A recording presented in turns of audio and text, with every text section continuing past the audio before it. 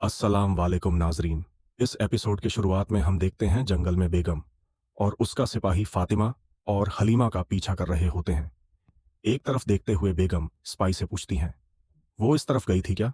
तुम्हें यकीन है? तो स्पाई कहता है, बिल्कुल, मैंने खुद अपनी आंखों से देखा था। इसीलिए हमें हलीमा ने भागती हुई नजर आती है। वह दोनों छुपकर उसे देखने लग जाते हैं। भागती भागती हलीमा आगे बढ़ जाती है और बेगम खड़े होकर कहती हैं, पंछी पिंजरे से उड़ चुका है, हमारा काम अब बहुत आसान हो जाएगा। ये कहते और सुनते साथ ही वह दोनों आगे बढ़ते हैं। दूसरी तरफ कमाज और शामिल को निशानात और हथियार मिलते हैं। खंजर उठाते हुए क्यूमास कहता है, ये शहजादे अलाउद्दीन का खंजर है। तो शामिल कहता है, उस्मान साहब ठीक कह रहे थे शहजादा, अलाउद्दीन मुश्किल में है। हमें कासिद बेचकर उन्हें बताना चाहिए, मगर उनके आगे बढ़ने से पहले ही बहुत से मंगोल वहां पहुंच जाते हैं। मंगोलों को देखते साथ ही वह उनके साथ लड़ाई शुरू कर देते हैं। अगले लम्हे उरहान भी सिपाहियों के साथ वहां पहुंचता है और यह मंजर देखकर भागते हुए मंगोलों पर टूट पड़ता है। वो आनन फानन मंगोलों को काटता ही चला जाता है। झेर कुते और दीगर सिपाही भी अपने हाथ खूब साफ करते हैं। शामिल भी मंगोलों को जमीन पर पटक रहा होता है। कुछ देर की लड़ाई के बाद ही तमाम मंगोल मारे जाते हैं। शामिल खंजर उरहान को दिखाते हुए कहता है, शहजादी अलाउद्दीन साहब का खंजर है। खंजर को देखते हुए उरहान परेशान हो जाता है और कहता है, अलाउद्दीन को अगवा कर लिया गया है, लेकिन हम उसे तलाश करेंगे। इसलिए मैं एक जख्मी मंगोल तलवार की जानिब बढ़ता है तो उरहान उसे देख जाता है और उस पे पांव रखते हुए कहता है, कहाँ जा रहे हो? बोलो, अलाउद्दीन कहाँ है? मैं तुमसे पूछ रहा हूं, बताओ बताओ, वरना मैं तुम्हें इस तकलीफ के साथ जहन्नुम में भेज दूंगा। तो मंगोल स्पाई कहता है, और लोचार उसे अलजतो खान के पास भेजेगा। यह सुनते साथी औरहान उसे दबोच लेता है और पूछता है, वो किस रास्ते से जाएंगे? बताओ बताओ, जल्दी बताओ। मगर मंगोल की सांसें थम जाती हैं और जगताई कहता है, जिन मंगोलों को मैं जानता हूं वह सबसे अलग थलग इलाकों में रहते हैं। मगर उरहान कहता है, हम उन्हें ढूंढ निकालेंगे, चाहे इसकी कीमत मौत ही क्यों ना हो। हम अपने भाई को ढूंढेंगे, वह कभी भी उलझतों तक नहीं पहुंच पाएंगे। उधर घड़ी में पड़ी फातिमा तकलीफ में उड़ती है। वह घड़ी में हर तरफ देखती है, मगर उसे कोई भी रास्ता दिखाई नहीं देता। कुछ देर के बाद वह खंजर के साथ रास्ता बनाने लग जाती है और बिल आखिर वह दो खंजर गाड़ते गाड़ते दहाने तक जा पहुंचती है। घड़े से निकलने के बाद वह परेशान होते हुए कहती हैं, अब मैं मां को क्या जवाब दूंगी? वह लड़खड़ाते लड़खड़ाते आगे बढ़ती है। इधर सोफिया कबीले में पहुंचती है तो बाला खातून कहती हैं, यह औरत अपनी मौत को आवाज दे रही है। फिर उससे पूछती है, तुम यहां आने की जुर्रत कैसे कर सकती हो? हमने जरूरी काम करने पर इत्तेफाक किया था, लेकिन मेरे सब्र की भी हद है। सोफिया जवाब में सोफिया कहती हैं, तुम्हें देखकर खुशी हुई बाला, मैं यहां अपना मुआहदा पूरा करने आई हूं। ग्लडियोस सरदरान का फायदा उठाकर उस्मान के लिए जाल बिछा रहा है। बाला खातून परेशान होते हुए पूछती हैं, क्या कह रही हो? साफ साफ बात करो। तो सोफिया कहती है, ग्लडियोस ने कुछ वक्त पहले सिपाही बुलाए थे। उसका हदफ सदरान नहीं, बल्कि वह उन्हें चारे के तौर पर इस्तेमाल करके उस्मान को फंसाना चाहता है। बाला खातून परेशान होते हुए कहती हैं, जंगजू और बहनों, घोड़ों को जल्दी से तैयार करो, हम उस्मान साहब तक जाएंगे। सोफिया कहती है, मैं भी इत्तेहाद के लिए अपना फर्ज अदा करना चाहती हूं, मुझे भी अपने साथ आने दो बाला, हम मिलकर खिलाड़ियों को गिरा देंगे।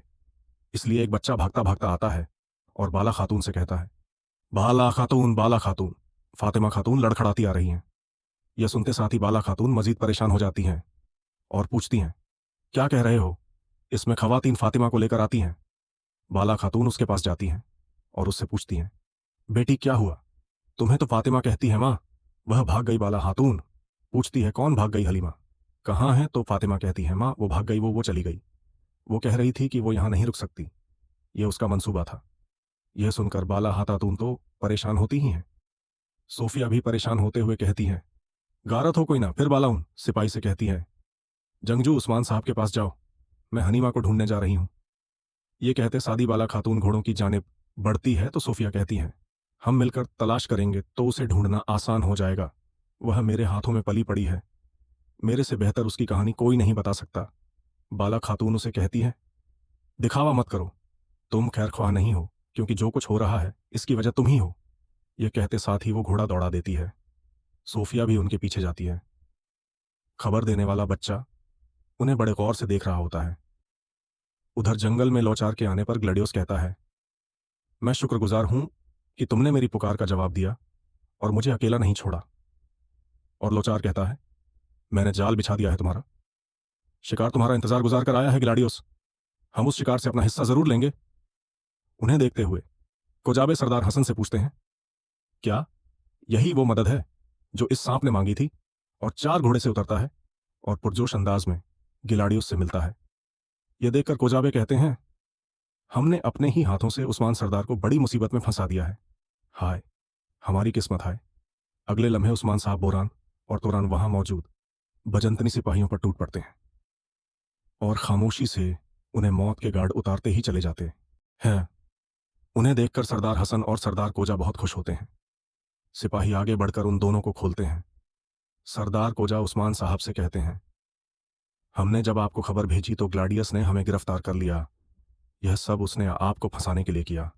हुजूर। तो उस्मान साहब कहते हैं, यह इन बातों का वक्त नहीं है, उनके इस तरफ आने से पहले ही निकलो। ये कहते और सुनते साथ ही सब निकल पड़ते हैं। दूसरी तरफ हलीमा भागते भागते थक जाती है और तावीज निकालकर परेशान होते हुए कहती है, अब मैं कहाँ जाऊं? इसलिए बेगम उसके सामने आती है और पूछती है, कहाँ जा रही हो? हलीमा पूछती है, मुझसे क्या चाहती हो? तो बेगम कहती हैं, वह अल्लाह, तुमने सबको खूब बेवकूफ बनाया। मैं तुम्हें लेने आई हूं। बाला की सबसे कीमती दौलत। तो हलीमा कहती हैं, मैं तुम्हें अपना इस्तेमाल नहीं करने दूंगी। जवाब में बेगम कहती हैं, फिक्र ना करो, मैं तुम्हें तुम्हारे भाई के पास ले जाऊंगी। हलीमा कहती है, मैं कहीं नहीं जा रही। बेगम कहती हैं, क्या तुम मुझे थकाओगी? सिपाहियों पकड़ लो इसे। यह सुनते साथ ही लोगार के खास सिपाही बाहर निकलते हैं। उन्हें देखते साथ ही हलीमा लकड़ी उठा लेती है और आगे बढ़ने वालों पर टूट पड़ती है, मगर एक घूमती हुई लात उसे जमीन पर गिरा देती है। इसलिए का सिपाही वहां पहुंचते हैं और कहते हैं, हलीमा, खातून की हिफाजत करो। यह कहते और सुनते साथ ही वह मंगोलों पे हमलावर होते हैं, मगर मंगोलों की फुर्ती के सामने वह बेबस दिखाई देते हैं। हलीमा एकदम से बेगम पे हमला करती है। बेगम पहले हमले से तो बचती है, मगर दूसरी बार का वार उसके सर में जा लगता है। मंगोल सिपाहियों का काम तमाम कर रहे होते हैं। उधर हम देखते हैं कि जंगल में सरदार कोजा और सरदार हसन ने बाजंतनी लिबास पहन लिए होते हैं। सरदार कोजा कहते हैं, उस्मान साहब के मंसूबे के मुताबिक हमें यहां से खामोशी से निकलना है। वह दोनों बाजंतनी टोपियों भी पहन लेते हैं। दूसरी तरफ गिलाडियस लुक के साथ आगे बढ़ते हुए कहता है, अलाउद्दीन के बाद अब सोफिया की पोइना की बारी है। बल्कि तौबा तौबा, वो तो उस्मान की हलीमा है। और लुकचार कहता है, बदकिस्मती से उस्मान अपनी बेटी के पकड़े जाने की खबर मिलने से पहले ही मर खप जाएगा। सरदार कोजा और सरदार हसन उनके सामने उनके घोड़े लेकर भाग पड़ते हैं। यह मंजर देखते हुए गिलाउस कहता है, अब यह क्या है? वो आगे बढ़कर देखता है कि उसके सिपाहियों की लाशें पड़ी होती हैं। वो गुस्से से कहता है, यहां क्या हुआ है?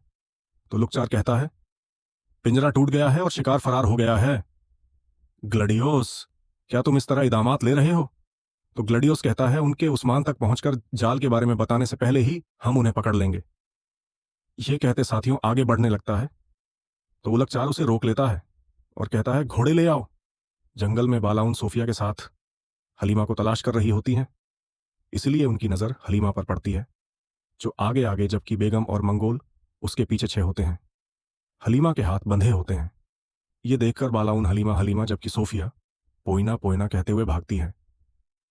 वो सब के सब आमने सामने आ जाते हैं। हलीमा बाला खातून को देखकर मामा पुकारती हैं। हलीमा भागती हुई बाला उनके पीछे हो जाती है और बाकी सब आपस में टकरा जाते हैं। सोफिया बेगम के सिपाहियों पर टूट पड़ती है।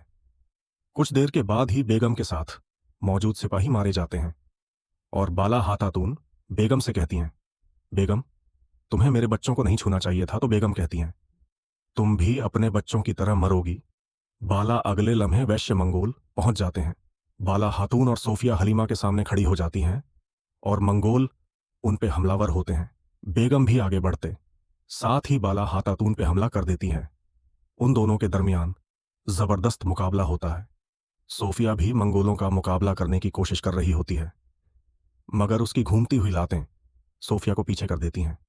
सोफिया का बसंतीनी सिपाही भी मंगोलों के साथ कराटे लड़ने की भरपूर कोशिश करता है, मगर मंगोल उसे कामयाब नहीं होने देते।